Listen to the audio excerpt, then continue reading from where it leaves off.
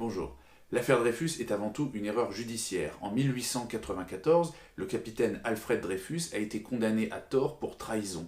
Il n'a été réhabilité que 12 ans plus tard, à l'issue d'une longue bataille médiatique et judiciaire qui a divisé les Français. Le polémiste Éric Zemmour, candidat à l'élection présidentielle, a émis des doutes à propos de l'innocence de Dreyfus. Le 29 juillet 2020, sur CNews, il a déclaré que l'affaire Dreyfus était une histoire trouble. Et le 15 octobre 2020, il a enfoncé le clou en déclarant que l'innocence de Dreyfus n'était pas évidente. Alors, y a-t-il des doutes sur l'innocence de Dreyfus ?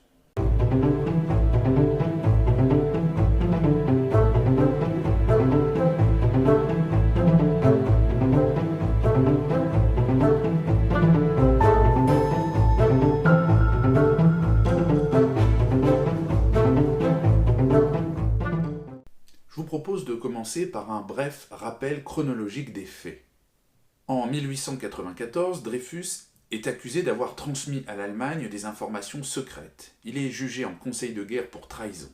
Bien qu'il clame son innocence, il est reconnu coupable et condamné à la déportation perpétuelle. Au début de l'année 1895, Dreyfus est dégradé publiquement, puis déporté au bagne de l'île du Diable, en Guyane. Mais rapidement, des doutes émergent et la famille de Dreyfus réclame une révision du procès.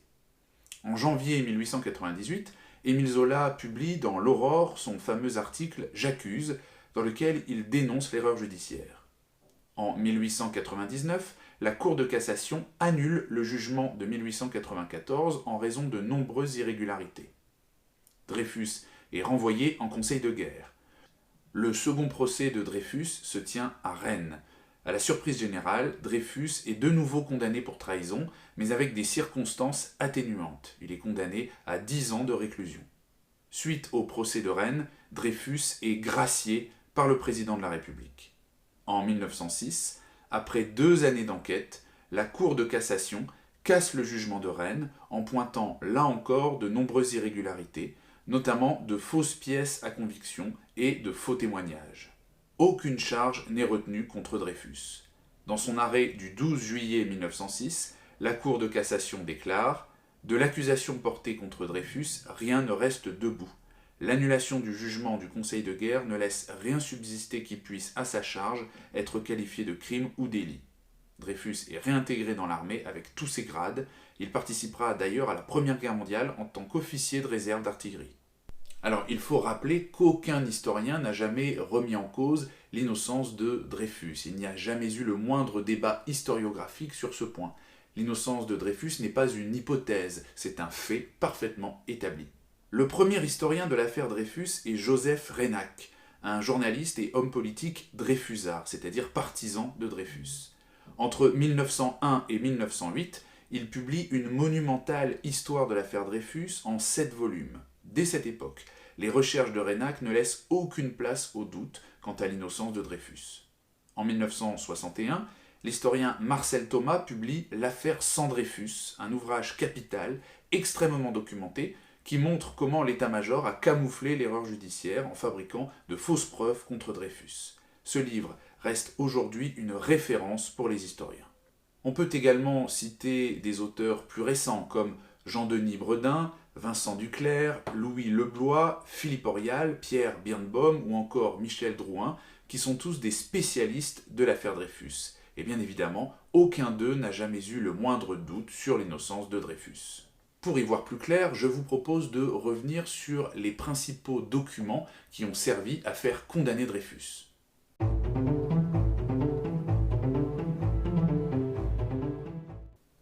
Le bordereau est un document tout à fait essentiel. C'est lui qui a servi à faire accuser Dreyfus. Ce document a été utilisé comme preuve lors du premier procès en 1894 et lors du second procès à Rennes. Le bordereau est une lettre qui a été retrouvée dans une poubelle de l'ambassade d'Allemagne à Paris. Elle évoque l'envoi de documents militaires secrets à Maximilian von Schwarzkoppen, un attaché militaire allemand qui est en poste à l'ambassade d'Allemagne. Ce bordereau n'est pas signé, mais Dreyfus est soupçonné d'en être l'auteur. L'écriture de Dreyfus et celle du bordereau se ressemblent, mais elles ne sont pas identiques. Le célèbre criminologue Alphonse Bertillon réalise une étude graphologique. Dans son rapport, Bertillon affirme que Dreyfus est bien l'auteur du bordereau, mais qu'il a volontairement modifié son écriture. Selon Bertillon, Dreyfus aurait donc inventé une fausse écriture pour pouvoir se disculper. C'est ce que l'on appelle la thèse de l'auto-forgerie. Mais Bertillon n'est pas expert en graphologie et ses conclusions sont très contestées par les spécialistes. Le véritable auteur du bordereau est découvert en 1896, 2 ans après la première condamnation de Dreyfus. Il s'agit de Ferdinand Esterhazy, un officier d'infanterie désargenté et couvert de dettes. L'homme qui se trouve à l'origine de cette découverte capitale est le lieutenant-colonel Picard, chef du service de renseignement de l'armée. En 1896, Picard met la main sur une carte télégramme écrite par l'officier allemand Schwarzkoppen et adressée à Ferdinand Esterhazy. Ce document, connu sous le nom de Petit Bleu, prouve que Ferdinand Esterhazy était en contact avec l'ambassade d'Allemagne. Picard décide alors d'enquêter sur Esterhazy. En étudiant des lettres d'Esterhazy, Picard découvre que son écriture est parfaitement identique à celle du bordereau. Picard acquiert alors la conviction que Dreyfus est innocent. En 1898, Esterhazy passe en conseil de guerre. À l'issue d'un procès expéditif, il est acquitté après seulement 3 minutes de délibération.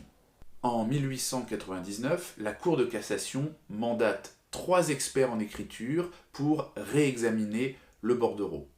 Ces experts sont archivistes paléographes et professeurs à l'école des Chartes. Ces 3 experts déclarent unanimement que le bordereau porte l'écriture d'Esterhazy. La Cour de cassation constate également que certaines formules du bordereau ne sont pas cohérentes par rapport à la situation de Dreyfus. Ainsi, l'auteur du bordereau écrit « Je vais partir en manœuvre ». Or, en 1894, Dreyfus était officier stagiaire, et les stagiaires n'ont pas été envoyés aux manœuvres cette année-là. Dreyfus ne peut donc pas être l'auteur de cette phrase. Esterhazy, en revanche, a bien participé aux manœuvres en 1894. En 1899, Esterhazy avoue être l'auteur du bordereau. Il s'exile ensuite en Angleterre et finit sa vie là-bas. Il ne sera jamais condamné. En résumé, il n'y a aucun doute sur le fait que le bordereau a été rédigé par Esterhazy. Or, le bordereau était la seule base légale de l'accusation de Dreyfus.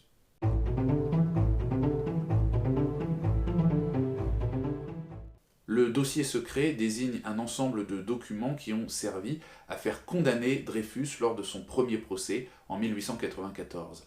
À l'époque, ces documents n'ont pas été communiqués aux avocats de Dreyfus, ce qui est tout à fait illégal. Les documents du dossier secret ont été archivés à Vincennes, au service historique du ministère de la Défense. Ils sont toujours consultables aujourd'hui. Le problème, c'est que l'on ne connaît pas le contenu exact de ce dossier secret. Pourquoi ? Eh bien, parce que des centaines de documents ont été ajoutés au dossier initial entre 1896 et 1898. Et il est très difficile de déterminer quels documents faisaient partie du dossier originel. Alors, on dispose de plusieurs descriptions du dossier, mais elles sont contradictoires. En effet, la liste des documents de ce dossier varie d'un témoin à l'autre et on ne sait pas quel témoin dit la vérité. En 2012, 3 chercheurs sont parvenus à reconstituer partiellement le dossier d'origine grâce à une étude minutieuse des archives. Ces 3 historiens se nomment Pierre Gervais, Pauline Peretz et Pierre Stutin. Ils ont publié les résultats de leurs recherches dans un livre intitulé « Le dossier secret de l'affaire Dreyfus ». Alors, que sait-on du dossier secret de 1894 ? Selon les historiens Pierre Gervais, Pauline Peretz et Pierre Stutin, ce dossier ne comportait qu'une dizaine de documents. Et aucun de ces documents ne mentionne Dreyfus. L'une des pièces du dossier semble avoir été décisive dans la condamnation de Dreyfus. Il s'agit d'une lettre connue sous le nom de « Ce canaille de D ». Ce document est une lettre de l'officier allemand Schwarzkoppen à son ami l'officier italien Panizzardi. La lettre mentionne un mystérieux informateur désigné par l'expression « ce canaille de D », mais rien ne permet d'affirmer qu'il s'agisse de Dreyfus. Alors, que contiennent les pièces qui ont été ajoutées au dossier après 1894 ? Eh bien, la plupart de ces documents sont sans intérêt, car ils n'ont aucun rapport avec les faits reprochés à Dreyfus. Mais Parmi ces documents ajoutés a posteriori, on trouve aussi de nombreux faux qui ont été fabriqués par des militaires pour justifier la condamnation de Dreyfus. Le plus connu de ces documents est le Faux Henri, un document fabriqué par le lieutenant-colonel Henri dans le but d'accabler Dreyfus. Ce document est une lettre de l'officier italien Panizzardi à l'officier allemand Schwarzkoppen. Le lieutenant-colonel Henri a falsifié cette lettre en y insérant une note qu'il a lui-même rédigée et qui mentionne le nom de Dreyfus. Cette supercherie grossière sera bien évidemment découverte par la Cour de cassation. Le lieutenant-colonel Henri sera incarcéré, on le retrouvera mort dans sa cellule. Alors que retenir de tout cela? Premièrement, le dossier secret de 1894 ne comporte aucune preuve de la culpabilité de Dreyfus. Deuxièmement, les documents qui incriminent Dreyfus sont des faux qui ont été fabriqués par l'état-major.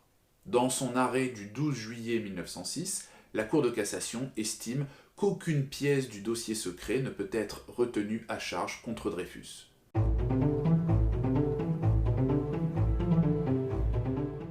Dreyfus n'aurait jamais dû être condamné puisqu'il n'existe aucune preuve de sa culpabilité. Alors, pourquoi la justice militaire s'est-elle acharnée contre lui? Eh bien, Dreyfus était en quelque sorte le coupable idéal pour deux raisons. Premièrement, Dreyfus était juif, et l'on sait qu'il existait un fort antisémitisme dans la société française et dans l'armée française à la fin du XIXe siècle. Deuxièmement, Dreyfus était alsacien. Or, à la fin du XIXe siècle, l'Alsace était un territoire allemand. En effet, l'Alsace et la Moselle ont été annexées à l'Allemagne après la défaite française de 1871. À la fin du XIXe siècle, la rancœur anti-allemande est très forte au sein de l'opinion publique et au sein de l'état-major. En tant que juif et alsacien, Dreyfus était donc le traître idéal. Le procès de 1894 est un procès bâclé. Les droits de la défense ont été bafoués et Dreyfus a été condamné sans preuve. Toutes ces irrégularités ont été parfaitement mises en évidence par la Cour de cassation. Mais alors pourquoi Dreyfus a-t-il été condamné une seconde fois en 1899 lors du procès de Rennes? Eh bien tout simplement parce que le Conseil de guerre de 1899 n'a pas voulu désavouer celui de 1894. Acquitter Dreyfus lors du second procès, cela revenait à reconnaître que le premier Conseil de guerre avait commis une faute. Or, dans un contexte de tension avec l'Allemagne, il ne fallait surtout pas déshonorer l'état-major.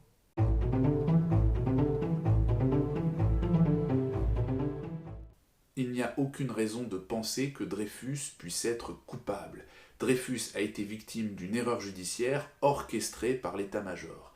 Tout ceci est parfaitement établi et largement documenté. Éric Zemmour a le droit d'avoir des doutes sur l'innocence de Dreyfus. C'est son opinion personnelle et cela n'engage que lui. Mais quand on fait de l'histoire, on ne peut pas affirmer des choses qui ne reposent sur aucun élément factuel. L'historien établit les faits. Or, une opinion n'est pas un fait.